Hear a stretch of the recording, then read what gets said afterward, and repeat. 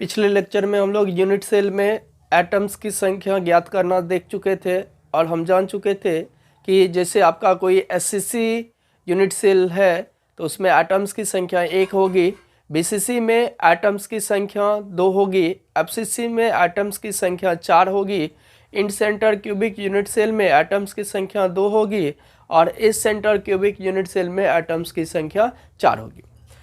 तो अब हम कुछ इम्पोर्टेंट कैलकुलेशन जानेंगे अबाउट यूनिट सेल के बारे में। तो हमारा अगला हेडिंग होगा some important calculation about unit cell. जो यूनिट सेल है उसके बारे में कुछ महत्वपूर्ण कैलकुलेशन गणना करना है हमको। जैसे कि सबसे पहले हम लोग गणना करेंगे फेस डायगोनल डिस्टेंस का। तो सबसे पहले हम लोग 1 में लिखेंगे फेस डायगोनल, जिसको हिंदी में फलक विकर्ण कहते हैं। ये हमको ज्ञात करना है कि इसकी जो फलक विकर्ण है वो कितनी होगी। तो हम इसके लिए क्या करेंगे कि एक यूनिट सेल में मान लेंगे कि एज लेंथ क्या है, ए है। तो हम लोग लिखेंगे माना कि यूनिट सेल का एज लेंथ इक्वल टू ए। तो देखिए जैसे आपका एक यूनिट सेल है,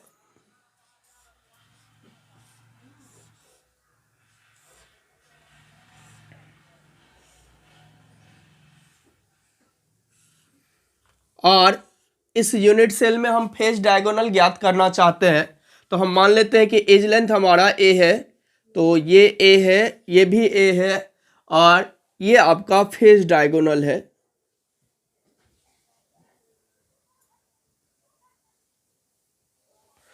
तो ये हमारा ए है भुजा और ये भी भुजा ए है और ये आपको फेस डायगोनल फलक विकर्ण निकालना है कितनी होगी। तो आपको कुछ इस तरह से लगता होगा,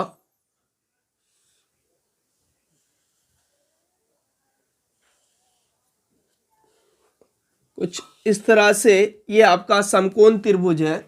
इसी चीज को आप पलट दीजिए कुछ इस तरह से, जो कि हम जनरल जानते हैं ये हमारा समकोण त्रिभुज है। तो समकोण त्रिभुज में यदि ये लंब है, ये आधार है, तो ये हमारा कर्ण होगा।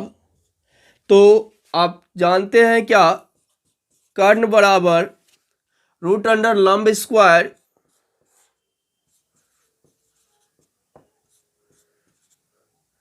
रूट अंडर लंब स्क्वायर प्लस आधार स्क्वायर। यहां से आप लंब देखे ए, तो ए का स्क्वायर प्लस आधार ए, तो ए का स्क्वायर। तो टोटल जो होगा हमारा a square plus a square equal to 2a स्क्वायर। तो जो ए जो है उसका जो स्क्वायर है, इसका यदि आप वर्गमूल निकालेंगे तो ए होगा और √2 का वर्ग होगा, √2 लिखेंगे हम लोग। तो √2 का वर्गमूल √2 होगा और ए स्क्वायर का वर्गमूल ए होगा। तो इस तरह से हमारा √2a हुआ और इसी को आप a√2 भी लिखते हैं। हम लोग ऐसा इसलिए लिखते हैं कि अधिकांश समय हम लोग यदि √2a लिखे तो उस समय लिखते समय क्या होता है कि हम एक दूसरे कभी कभी क्या करते हैं गलती से √a पर भी डाल देते हैं। इसलिए हम लोग a√2 लिखेंगे ताकि आपका कभी भी √a पर नहीं आ सके। तो हम यहाँ से देख चुके कि जो फेस डायगोनल है उसका डिस्टेंस जो होगा वह a√2 होगा।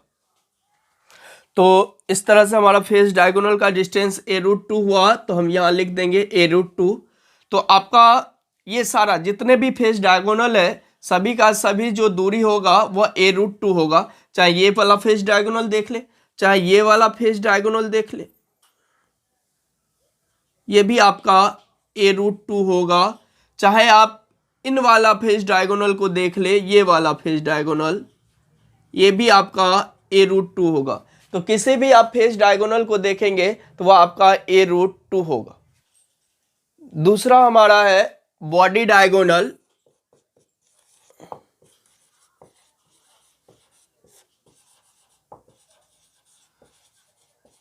जैसे हम लोग बॉडी डायगोनल डिस्टेंस निकालेंगे, या कह लीजिए कि अंतः विकर्ण की दूरी जो है वो कितनी होगी, बॉडी डायगोनल डिस्टेंस या अंतः विकर्ण की दूरी। तो जो हमारा बॉडी डायगोनल है ये निकालना चाहते हैं, तो जैसे देखिए आप एक यूनिट सेल देख लीजिए,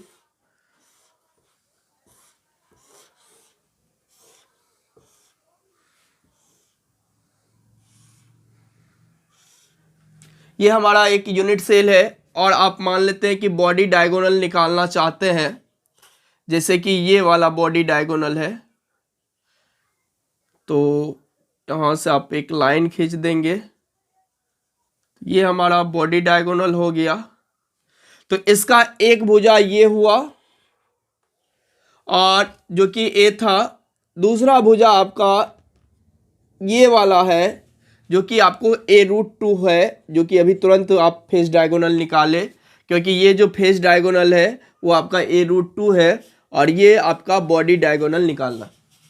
जैसे मान लीजिए कि हम इस घर को देख ले और इस घर में हमको बॉडी डायगोनल निकालना है, तो बॉडी डायगोनल कहने का मतलब इस कॉर्नर से उस कॉर्नर की दूरी को आप बॉडी डायगोनल कहते हैं। मान लीजिए हम इस डायगोनल को निकालना चाहते हैं, तो इसके लिए एक भुजा हमारा वो हुआ, एक नीचे वाला फर्श वाला हुआ और ये हमारा। तो इस हिसाब से आप देख रहे हैं कि नीचे वाला जो फर्श है वो हमारा आधार हो जाएगा, वो वाला कॉर्नर आपका लंब होगा और ये हमारा कर्ण हो जाएगा।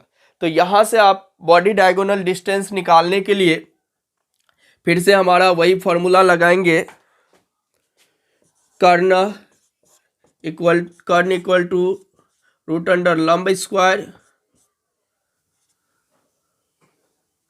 प्लस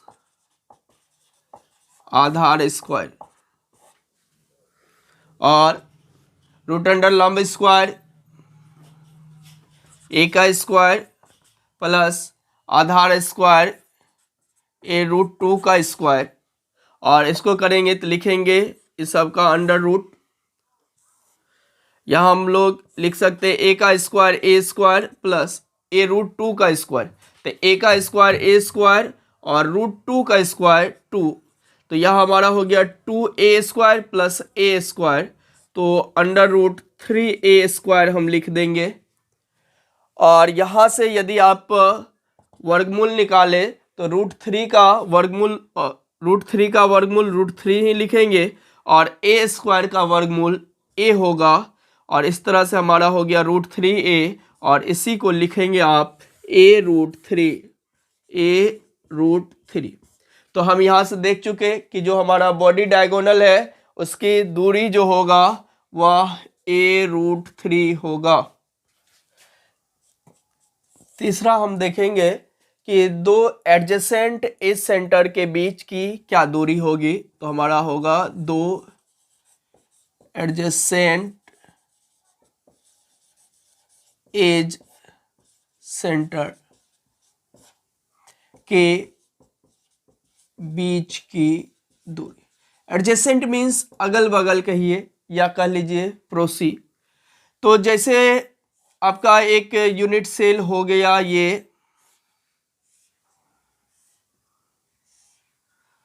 और इस यूनिट सेल में हम ये हमारा मान लीजिए कि एज है और इसका सेंटर ये है, और दूसरा उसके बगल वाला ये एज है जिसका सेंटर ये। आप यदि यहाँ से यहाँ एज सेंटर है, तो यदि टोटल एज हम लोग माने थे कि माना कि एज लेंथ ए है, तो यदि आपका टोटल एज लेंथ ए है तो जो एज लेंथ जो है ए है, तो उसका कॉर्नर से एज सेंटर की जो दूरी होगी वह आपका a/2 होगा, और यहाँ से भी जो कॉर्नर है उससे एज सेंटर की जो दूरी होगी वह आपका a/2 होगा। तो हमको यहाँ दिख रहा है कि लंब और आधार जैसा कुछ, और कर्ण ये हम लाइन खींच दे तो ये हमारा कर्ण हो जाएगा। तो यहाँ से यदि आप इसको a मान ले, b मान ले और c मान ले, तो यहाँ से आप कह सकते हैं क्या कि जो हमारा कर्ण है, कर्ण इक्वल टू रूट अंडर लंब स्क्वायर प्लस स्क्वायर आधार स्क्वायर। तो यहाँ से आप कह सकते हैं क्या कि AC equal to root under AB square plus BC square. तो यहां से आपको AC निकालना है, यानी कि कर्ण निकालना है। तो AC इक्वल टू हो जाएगा क्या कि root under AB square. AB square means 1/2 का होल स्क्वायर और प्लस जो हमारा BC है वो भी हो जाएगा A/2 का होल स्क्वायर।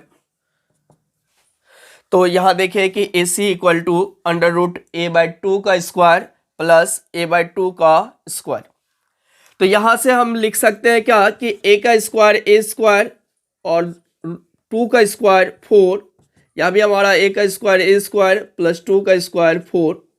यहाँ आप 4 का एलसीएम लेंगे तो 4, और यहाँ हमारा हो जाएगा A square plus A square, A square plus A square, जिसको आप लिख सकते हैं root under 2A square by 4, और यहाँ 2 कैंसिल हो गया, और ये हो गया आपका AC equal to root under A square by 2। और जो हमारा A स्क्वायर का वर्गमूल निकालेंगे तो ये हमारा A हो जाएगा, और रूट 2 जो हमारा उसका वर्गमूल आपका रूट 2 ही रहेगा। तो यहाँ से आप देखें कि AC जो होगा, तो इस तरह से आप कह सकते हैं क्या कि दो एडजेसेंट एज सेंटर के बीच की जो दूरी होगा वह होगा A/√2। अगला है हमारा दो एडजेसेंट फेस सेंटर के बीच की दूरी, यानी कि आपका दो बगल वाले जो फेस सेंटर है उसके बीच की दूरी यदि आपको निकालना है तो आप क्या करेंगे। जैसे हमारा ये आप देख लीजिए एक यूनिट सेल है, और इस यूनिट सेल का हम लोग दो फेस ले लेते हैं। मान लेते हैं ये एक फेस है और एक ये फेस, इसका सेंटर ये हुआ और इस फेस का सेंटर ये लिए। तो यदि आप इस फेस सेंटर का दूरी यदि आप इस एज से देखेंगे तो ये वाला दूरी हमारा A/2 होगा, और इस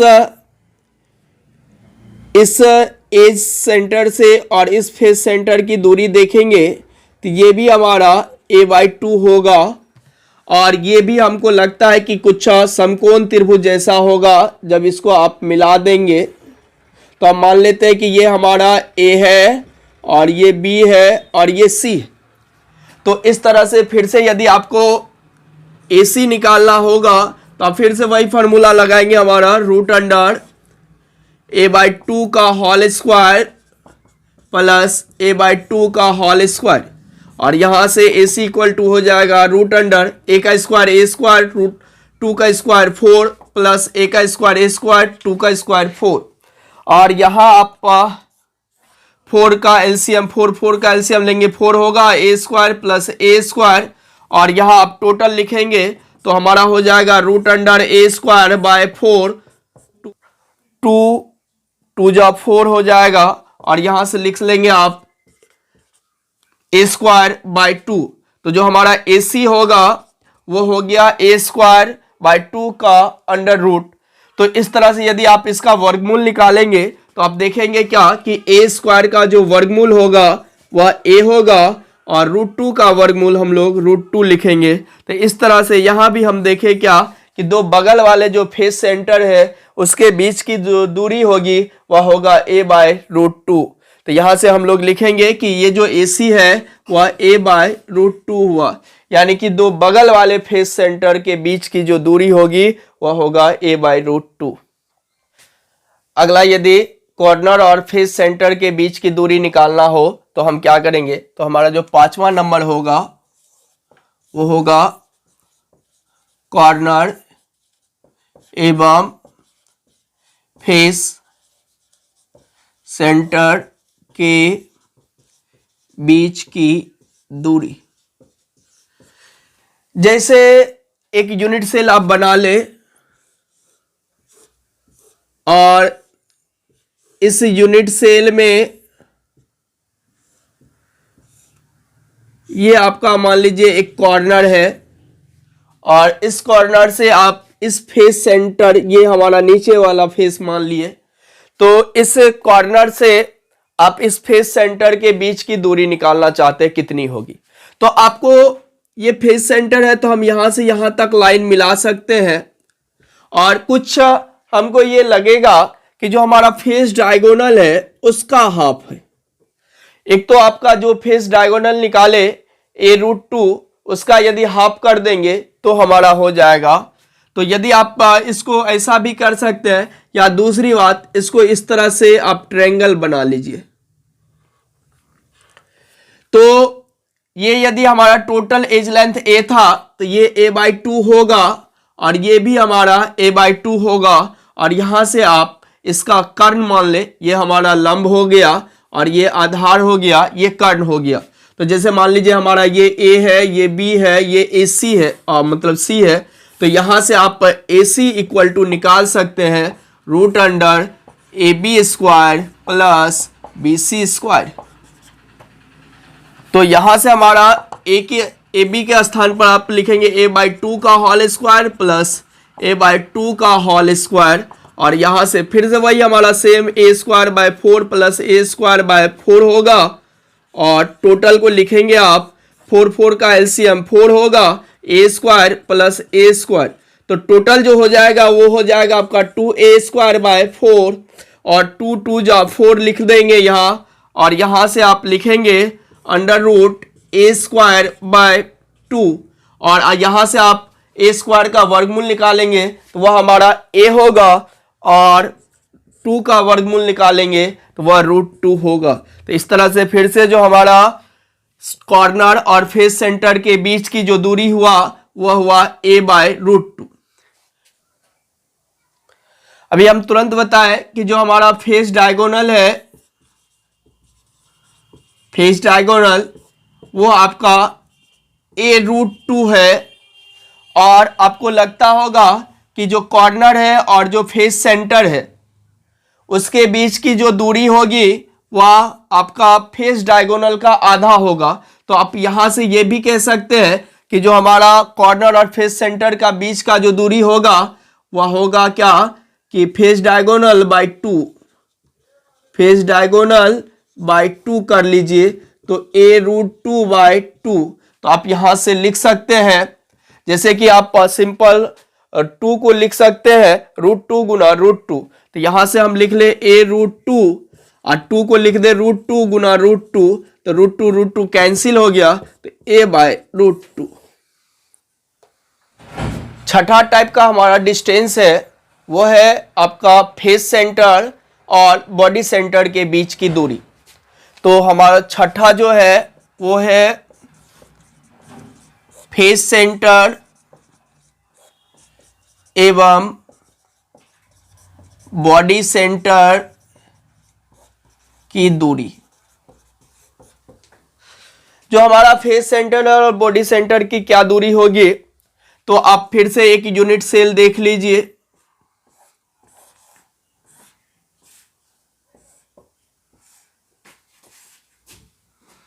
और इस यूनिट सेल में यदि आपका ये बॉडी सेंटर है और ये हमारा फेस सेंटर, आप इसकी दूरी निकालते हैं तो कुछ इस तरह से लगता है कि जो हमारा टोटल एज जो है, एक एज, उसका आधा दूरी जो है वह आपका बॉडी सेंटर से फेस सेंटर की दूरी होगी। तो हम जो यहां से दिख रहा है आपको कि यदि आपका ये फेस तो ये फेस एक फेस से दूसरे फेस को मिलाएंगे तो वह होगा हमारा एज लेंथ जो है वह a है। तो एज लेंथ हमारा a है। तो कुछ लगता है क्या कि जो हमारा दो फेस के बीच की जो दूरी है उसकी आधी दूरी जो होगी वह आपका बॉडी सेंटर और इस सेंटर के बीच की दूरी होगी। तो इस तरह से आप जो फेस सेंटर और बॉडी सेंटर के बीच की जो दूरी होगी, फेस सेंटर एवं बॉडी सेंटर के बीच की जो दूरी होगी, बीच की दूरी वह आपका एज लेंथ का आधा होगा। तो आप इस तरह से कह सकते हैं a/2 होगा।